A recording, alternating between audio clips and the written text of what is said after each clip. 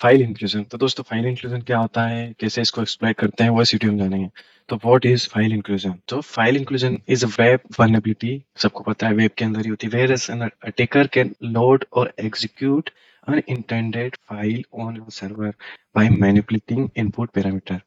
तो होता क्या है कि जो सर्वर रहता है उस पे हम अनइंटेंडेड फाइल को लोड करवा सकते हैं हमारे ब्राउजर के अंदर। देखते हैं कैसे होता है ये। और ये जो है मोस्टली दो टाइप का होता है, दोनों ही हम आगे डिस्कस करेंगे। It usually happen when application use user input to include file dynamically without proper validation. तो ये क्यों होता है? क्योंकि प्रॉपर वैलिडेशन नहीं होता है, इस वजह से वल्नरेबिलिटी ओकर होती है। अब हाउ फाइल इंक्लूजन वर्क्स, तो कैसे वर्क करता है कि हमारे पास एक एप्लीकेशन है, वो वो एप्लीकेशन एक फाइल को डायनेमिकली इंक्लूड कर रही है। जैसे पीएचपी के अंदर हम ऐसे इंक्लूड करते हैं, इंक्लूड एमपी पैरामीटर, वो पेज नंबर, पेज दे देते हैं उसको। तो ये जो है, ये वाला पेज जो है दिया हुआ है उसने, वो बोलते हैं कि ये वाला पेज इंक्लूड होना चाहिए। लेकिन अटैकर क्या करता है, पैरामीटर को मॉडिफाई करता है और उस फाइल पाथ को दूसरे फाइल पाथ को उसकी जगह इंजेक्ट करता है और सर्वर की अदर फाइल्स को वो देखने की कोशिश करता है। वो देख अगर वो देख पा रहा है तो वहां पे जो है लोकल फाइल इंक्लूजन की वल्नरेबिलिटी है। ओके, इसका इम्पैक्ट क्या है? Sensitive file disclosure. क्या इम्पैक्ट होगा इसका कि जो सेंसिटिव फाइल है वो डिस्क्लोजर हो जाएगी। क्रेडेंशियल लीकेज, अगर सर्वर के अंदर कोई, सर्वर के अंदर तो ऑब्वियसली क्रेडेंशियल वगैरह रहती है, तो लीकेज होने की संभावना है। उसके बाद रिमोट कोड एग्जीक्यूशन, अगर आपको आरएफआई की वल्नरेबिलिटी मिली तो डायरेक्टली आप आरसी ले सकते हैं। उसके बाद फुल सर्वर कॉम्प्रोमाइज भी कर सकते हैं। ठीक है, तो इसका इम्पैक्ट बहुत हाई है। इसके बाद हम देखते हैं कि file types of file inclusion. तो फाइल इंक्लूजन जो मोस्टली दो टाइप का होता है, एक लोकल फाइल इंक्लूजन और एक another one is remote file inclusion. तो एलएफआई के अंदर इंक्लूड जो होता है, हम लोकल की सेम सर्वर की फाइल को इंक्लूड करते हैं। बट रिमोट फाइल इंक्लूजन के अंदर जो होता है, हम फाइल को रिमोटली सर्वर के अंदर इंक्लूड कराते हैं। हम दोनों एग्जांपल देखेंगे, ठीक है, और दोनों कैसे काम करते हैं वो भी देखेंगे। तो let's go to the practical session. Let's test LFI and RFI. तो सबसे पहले तो हम डीबीडब्ल्यू के अंदर लॉगिन हो जाते हैं। इसका by default user name admin and password password है। एंटर किया।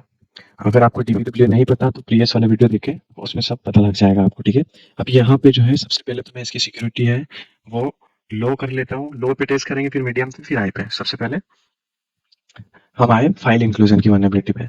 तो इस पेज के अंदर फाइल इंक्लूजन की वल्नरेबिलिटी है, उसको कैसे एक्सप्लॉइट करेंगे? तो फाइल इंक्लूजन जो है, हमको पता है कि हमने पहले डेफिनेशन में पढ़ा है कि इसमें हम जो सर्वर की जो फाइल है, सर्वर की फाइल को हम यहाँ पे हमारे ब्राउजर पे लोड करवा सकते हैं। वो कैसे करेंगे वो देखो। अब इसका सबसे पहले सोर्स कोड देख लेते हैं। तो सोर्स कोड देखने पे हमको पता लग रहा है कि यहाँ पे सिंपल सा कुछ भी नहीं है, एक लाइन का कोड लिखा हुआ है और उस लाइन में इन्होंने पेज को लोड करवाया हुआ है। अब उस पेज का नाम भी नहीं है, कोई सा भी पेज तुम लोड करवा सकते हो, कोई सी भी डायरेक्टरी का।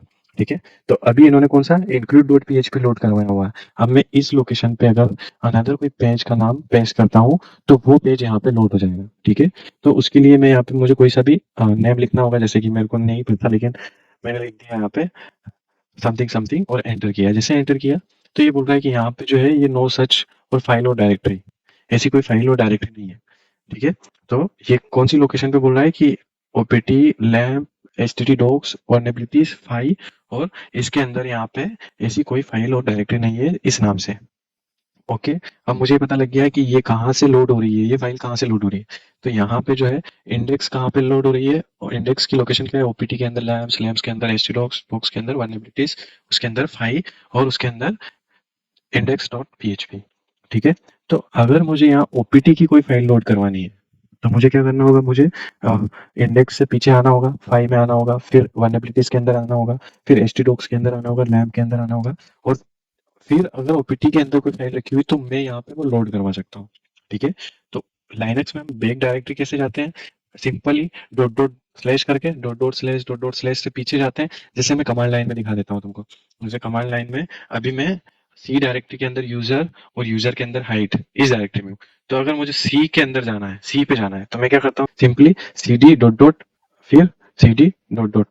तो ये डॉट डॉट जो है, ये क्या करता है, एक लोकेशन बैक जाता है डायरेक्टली। सी डी अगर मैं यूजर्स यूजर्स एंड यूजर्स के अंदर मैंने देखा है कि सी डी करके मैं हाइड में आ गया। ठीक है, अब मैं कहाँ पे हूँ, सी ड्राइव के अंदर यूजर, और यूजर के अंदर मैं हाइड के अंदर हूँ। ठीक है, अब मान लीजिए मैं सी ड्राइव पे जाना चाह रहा हूँ, तो cd dot dot slash dot dot slash, तो अब मैं दो लोकेशन जो है पीछे चला जाऊंगा। ठीक है, तो डायरेक्टली मैं कहाँ गया हूँ, सी ड्राइव पे। तो मैं यहाँ सी ड्राइव पे जो भी लोकेशन है, इस लोकेशन पे जो भी फाइल्स रखी हुई है उनको एक्सेस कर सकता हूँ। तो यहाँ भी वही हो रहा है। ठीक है, अब मैं यहाँ पे जो लाइनक्स की कॉमन फाइल्स हैं उनको लोड करवाने की कोशिश करूंगा। मुझे पता है कि वो 6 लोकेशन पीछे है, तो मैं यहाँ पे 6 लोकेशन पीछे आ गया, और लाइनक्स की जो कॉमन फाइल्स होती है एटीसी के अंदर, पास डब्ल्यू उसको लोड करवाने की कोशिश करता हूँ। और यहाँ पे वो फाइल लोड हो गई, मतलब यहाँ पे LFI local file inclusion confirm है। अब अनदर जो फाइल है, आपको पता नहीं, कि आप बोलोगे कि हमको तो पता ही नहीं है एटीसी पास डब्ल्यू उसके अंदर है या फिर कौन सी फाइल। तो यहाँ पे लाइनक्स जो लाइनक्स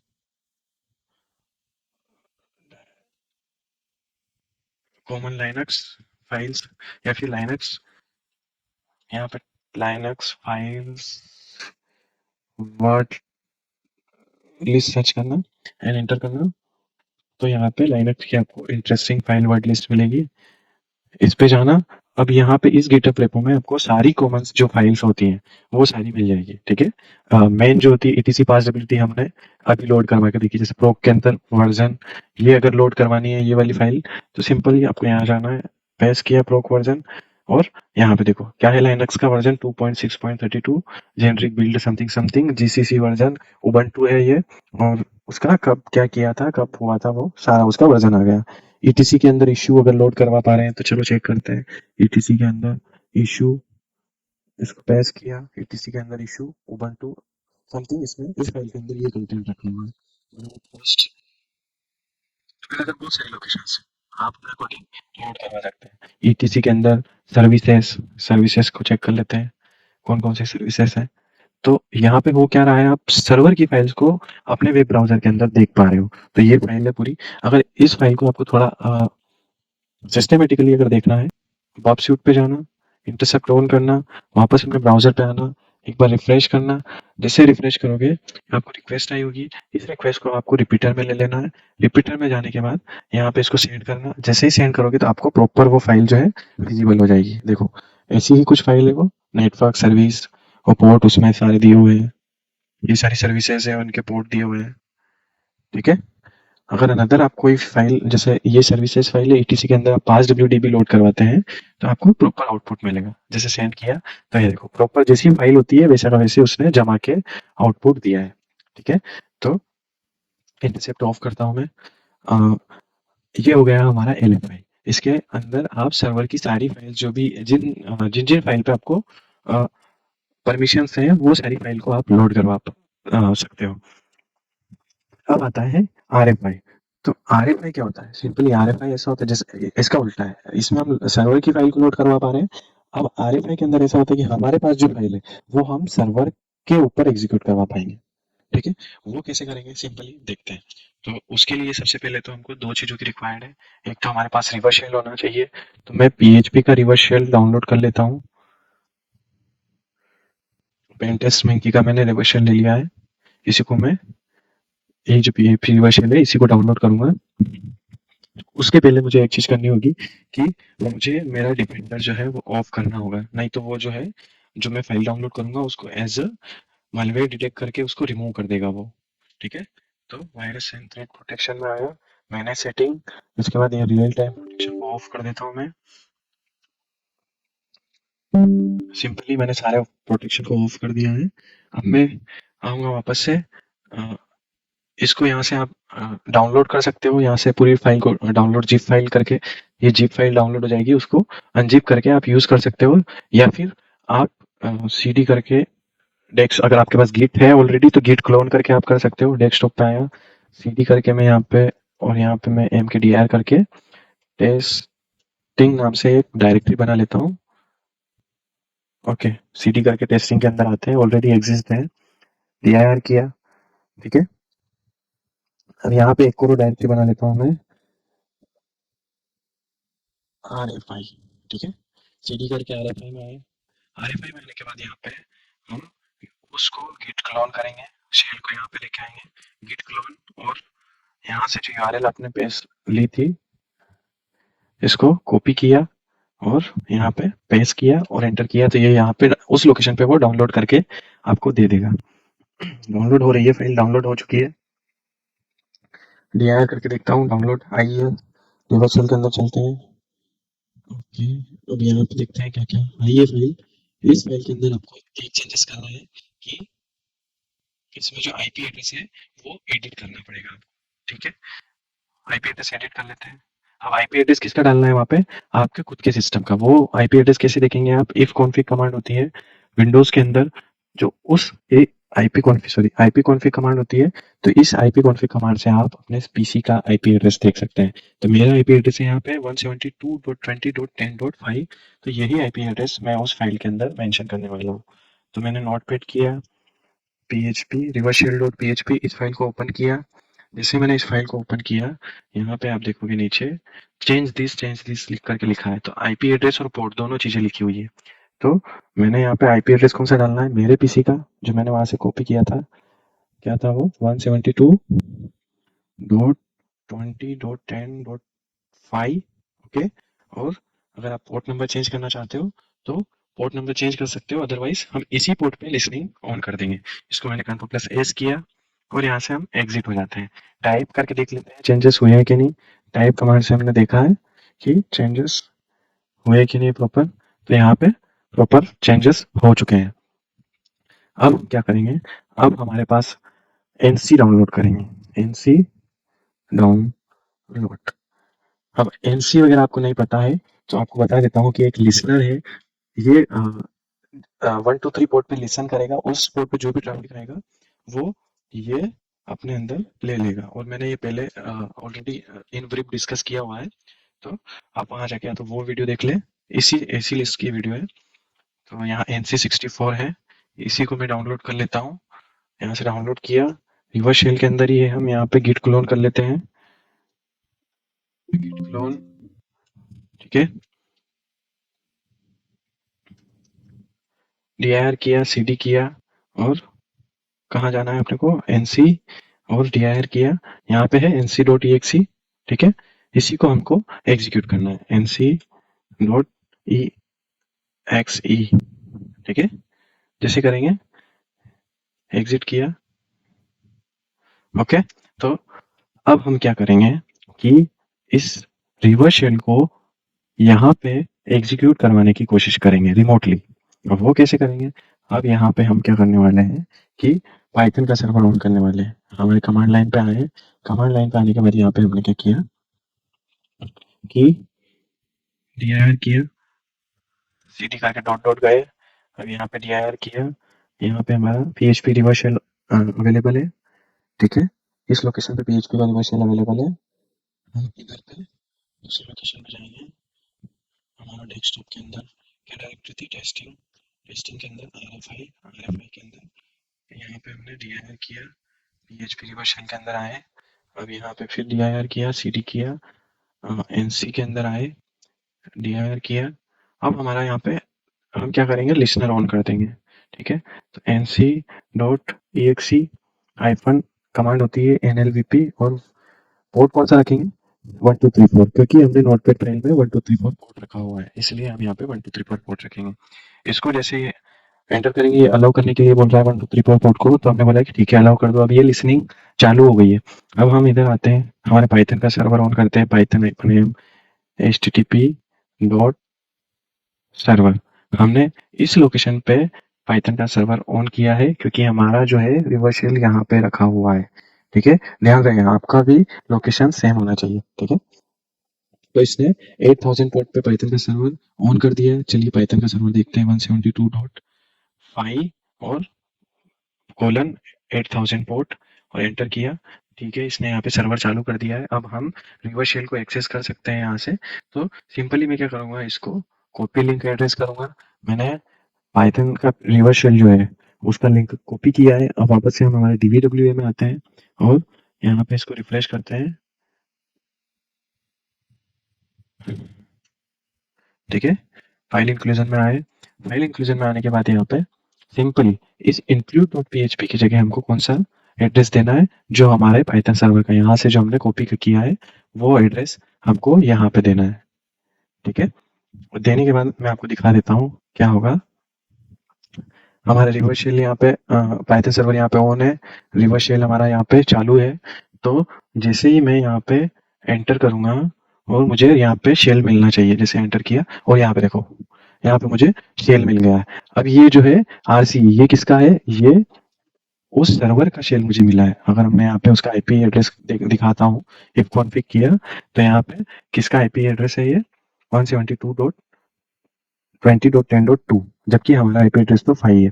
तो हमें उस सर्वर का शेल मिला है। यहाँ पे हम सीटी करके सारी कमांड्स को एग्जीक्यूट कर सकते हैं। सीटी करके ईटीसी में गए, एलएस किया, एलएस इतनी सारी फाइल्स रखी हुई है, कोई सी फाइल को देख सकते हो। वहीं 5wd फाइल देखनी है तो केट कमांड होती है लिनक्स के अंदर फाइल देखने के लिए, 5wd किया और 5wd फाइल का आउटपुट यहाँ पे है। तो यहाँ पे आप सारी फाइल्स देख सकते हो। इसी अब तो आपके पास शेल है, आप शेल से जो आपको करवाना है वो करवा सकते हो। ठीक है, मैंने यहाँ से एग्जिट किया। अब वापस से मैं यहाँ पे आता हूँ। ठीक है, एंड वापस से इसको रिफ्रेश करता हूँ।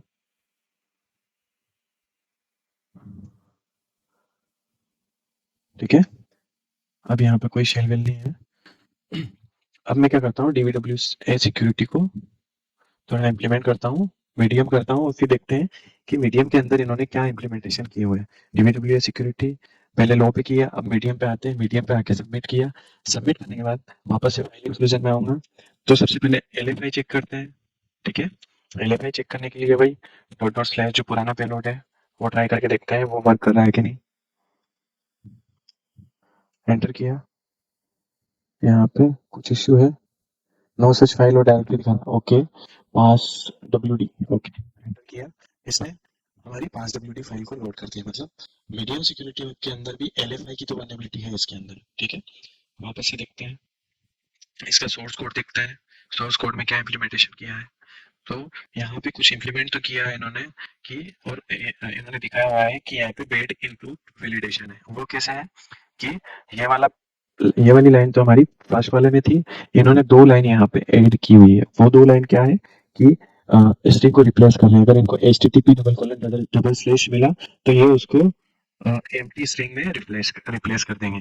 ठीक है, और फाइल के अंदर वो आउटपुट आ जाएगा। ठीक है, इनपुट उसके अंदर आ जाएगा। http और https को इन्होंने रिप्लेस किया हुआ है। लेकिन यहाँ पे हम केमल केस राइटिंग करके इसको बाईपास कर सकते हैं। चलिए देखते हैं। हमारा लिसनर अभी भी ऑन ही है। ठीक है, हमारा सर्वर ऑन है पाइथन का। वापस से हम आते हैं, एनसी एनसी हमारा चालू है। वापस से डीबीडब्ल्यू पे आते हैं। ठीक है, रिवर्स शेल की लिंक को कॉपी करते हैं, लिंक को कॉपी किया, इसको यहाँ पे पेस्ट करता हूँ मैं। अब यहाँ पे मैं चीज क्या चेंज करने वाला हूँ, इसको थोड़ा सा कैपिटल करूंगा क्योंकि वो एचटीटीपी को मैच कर रहा है। एग्जैक्ट मैच करेगा तो वो मैच नहीं कर पाएगा। चलिए इसको करके देखते हैं। यहाँ पे मैं इस लोकेशन पे इसको मॉडिफाई कर देता हूँ कैपिटल टी से। ठीक है, और देखता हूँ कि शेल मिल रहा है कि नहीं। यहाँ पे आया, लिसनिंग हमारी ऑन है, नीचे आप देखोगे तो लिसनर हमारा ऑन है। और इसको जैसे एग्जीक्यूट करता हूँ, एग्जीक्यूट होना चाहिए, एग्जीक्यूट नहीं हुआ है, उसने जो है उस फाइल को रिजेक्ट कर दिया है। ये वाला इनपुट वो ले नहीं रहा है। एक बार करके देखते हैं, एज को कैपिटल करते हैं, टीटी, और वापस से सेंड करने की कोशिश करते हैं। एंटर किया, वापस से उसने नहीं लिया। तो अब हम क्या करेंगे, इस रिक्वेस्ट को बॉबशूट में लेते हैं। ठीक है, बॉबशूट में इंटरसेप्ट ऑन किया, हम वापस से इसको सेंड करते हैं। सेंड किया, बॉबशूट में रिक्वेस्ट आई, ये रिक्वेस्ट। अब यहाँ पे हम मॉडिफाई करके देखते हैं कि कहीं काम कर जाए। ठीक है, एचटीटीपी किया और इसको फॉरवर्ड किया, और चलिए देखते हैं कि हमको कहीं शेल मिला है क्या। Oh God, we got a shell now. So ID करके चेक कर लेते हैं, हो एम आई किया। ठीक है, और इफ कॉन्फिग करके आईपी एड्रेस चेक कर सकते हो आप। तो आईपी एड्रेस जो है अपने सर्वर का, जिस सर्वर पे अपन ब्राउज कर रहे हैं वही सर्वर का आईपी एड्रेस है। सारी कमांड चला सकते हो अगेन आप, एल एस सी डी जो भी है। ठीक है, तो मीडियम लेवल हो गया हमारा। अब हम आएंगे जो हाई लेवल है, उस पर इन्होंने क्या इम्प्लीमेंटेशन किया हुआ है। ठीक है, सबसे पहले मैं इंटरसेप्ट ऑफ कर देता हूँ। इंटरसेप्ट ऑफ किया, वापस से आया, बेक लिया, DBWA सिक्योरिटी, यहाँ से मैं इसको क्लोज कर देता हूँ। ठीक है, सिक्योरिटी को मैंने यहाँ पे हाई कर दिया। हाई पे सबमिट करने के बाद मैं यहाँ पे वापस से फाइल इंक्लूजन में आऊँगा। फाइल इंक्लूजन में आने के बाद मैं सबसे पहले इसका सोर्स कोड चेक कर लेता हूँ कि इन्होंने क्या इम्प्लीमेंट किया हुआ है। ठीक है, तो हाई सिक्योरिटी के अंदर इन्होंने इम्प्लीमेंट किया हुआ है कि only allow include dot PHP। इन्होंने क्या किया हुआ है, if file is equal to include.php, then only it will proceed, otherwise it will show you error file not found। ठीक है, चलिए अनदर कोई फाइल यहाँ पे अगर चेक करने के अकॉर्डिंग हम इंडेक्स अगर वहाँ पे है तो index.php लोड करवाओ, तो उसने मना कर दिया कि index.php नॉट फाउंड। और etc passwd भी करवा के देख लेते हैं, डॉट डॉट स्लैश पास wd एंटर किया, फाइल नॉट फाउंड। तो यहाँ पे इसने इसका फिक्स जो है वो कर दिया है कि जब तक वो include डॉट php नहीं होगी तब तक वो फाइल को लोड नहीं कर पाएगा। ठीक है, अब इसके कुछ इनकोडेड पेलोड भी होते हैं, LFI पेलोड। तो पेलोड ऑल द थिंग की जो रेपो है, आप उसमें फाइल इंक्लूजन के जो है पेलोड देख सकते हैं। बहुत अच्छे पेलोड्स दिए हुए हैं इन लोगों ने। इंट्रूडर, इंट्रूडर के अंदर इन्होंने लिस्ट लाइनक्स, लाइनक्स के जो पेलोड है यहाँ पे आप देख सकते हैं, ये list of Linux directory and reversal dot txt यहाँ पे दिया हुआ है, मैक एड्रेस के भी दिए हुए हैं। अब यहाँ पे etc पास wd ये वाला पेलोड तो हम चला ही रहे थे। अब यहाँ पे देखो सेम वही चीज है, लेकिन इन्होंने क्या किया है, स्लैश को जो है %2f इनकोड कर दिया है, क्योंकि सम टाइम ऐसा भी होता है कि वो जो है स्लैश को ब्लैकलिस्ट कर दे, तो उस टाइम पे उसका बाईपास होगा, %2f करके उसको आप बाईपास कर सकते हो। यहाँ भी इनकोडेड पेलोड है। ठीक है, तो इस टाइप से आप पेलोड यूज कर सकते हो, ये सारे उसके पेलोड है। तो आई होप आपको LFI एंड RFI क्लियर हो गया होगा। सो मिलते हैं नेक्स्ट वीडियो में।